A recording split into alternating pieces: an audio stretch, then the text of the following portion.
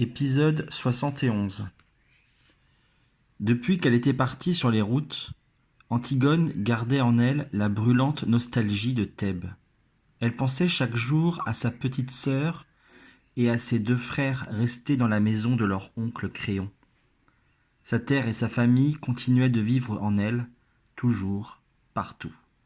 C'était sa force, son bouclier, ce qui l'aidait, elle, la mendiante aux pieds nus, l'étrangère, à garder toujours la tête haute face aux insultes, face aux rejets.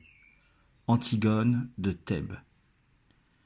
La ville d'Athènes sut pourtant trouver le chemin de son cœur, car ses habitants lui ouvrirent leurs portes avec simplicité et confiance.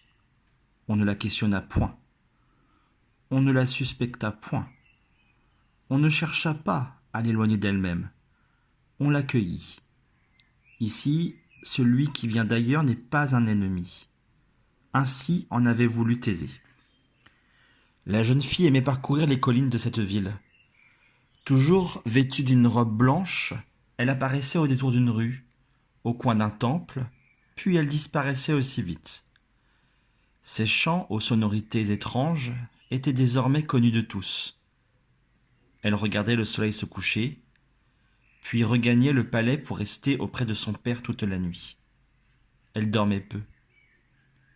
Thésée, qui avait de longues conversations avec elle, la sentait de jour en jour plus à son aise, et cette renaissance l'emplissait de joie. Il était cependant préoccupé par l'état de santé d'Édipe qui déclinait chaque soir un peu plus. Un matin, un jeune cavalier se présenta aux portes du palais.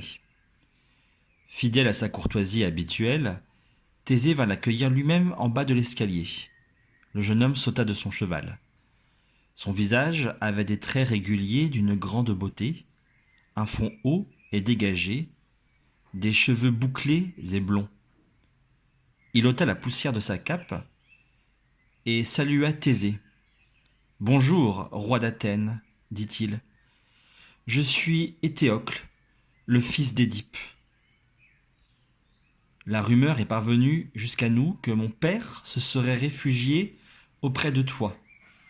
Mon oncle Créon m'envoie pour m'entretenir avec lui. »« Bienvenue, Éthéocle, répondit Thésée.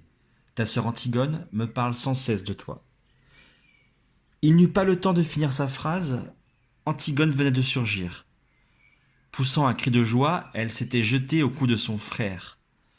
Son élan déséquilibra Éthéocle. « Hola, hola, petite sœur !» s'écria-t-il en riant. « Tu n'as rien perdu de ta fougue, ni de ta force, à ce que je vois. » Puis, s'écartant un peu d'Antigone, pour mieux la regarder, il ajouta.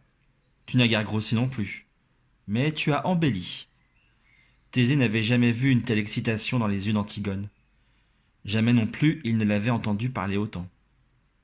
Elle bombardait son frère de questions, attendant à peine ses réponses pour en poser une autre. Elle voulait tout savoir, demandait des nouvelles de tous. On aurait dit qu'elle connaissait personnellement chaque habitant, chaque plante, chaque pierre de Thèbes. La petite fille de Nounou sait-elle marcher maintenant? L'oranger qui est au bout de la cour a-t-il bien grandi? Et le vieux noyer a-t-il donné de beaux fruits cette année? Et notre vieille chienne, Lalia, se porte-t-elle bien, elle aussi? Éthéocle riait à gorge déployée et la serrait contre lui. Comme l'exil est une douleur vive, se dit Thésée en voyant la jeune fille rayonnante.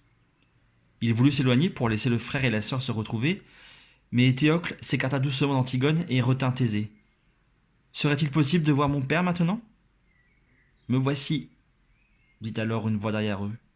Les rires d'Éthéocle et d'Antigone se turent. En voyant apparaître son père, Éthéocle avait pâli. Il s'approcha de l'escalier comme s'il voulait le serrer dans ses bras, mais Édipe lui fit comprendre d'un geste qu'il devait rester où il était. Bras croisés, son regard mort tourné vers Éthéocle, il le dominait avec sévérité, figé au sommet des marches. Thésée, voyant que Édipe vacillait légèrement, le rejoignit pour le soutenir.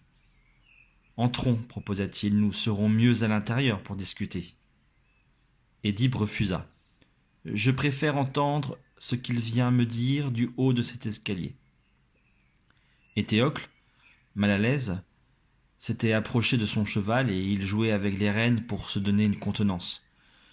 Il s'adressa enfin à Édipe.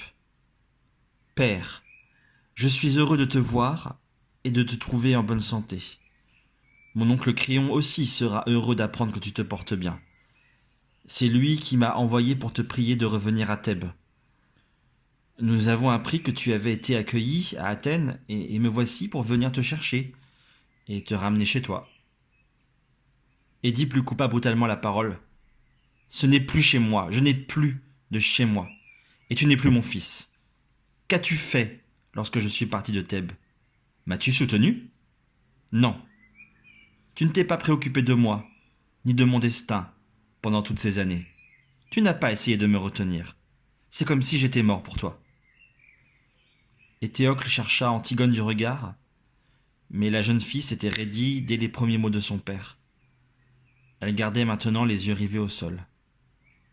De la réponse d'Édipe dépendait son destin. Pourrait-elle revoir Thèbes ?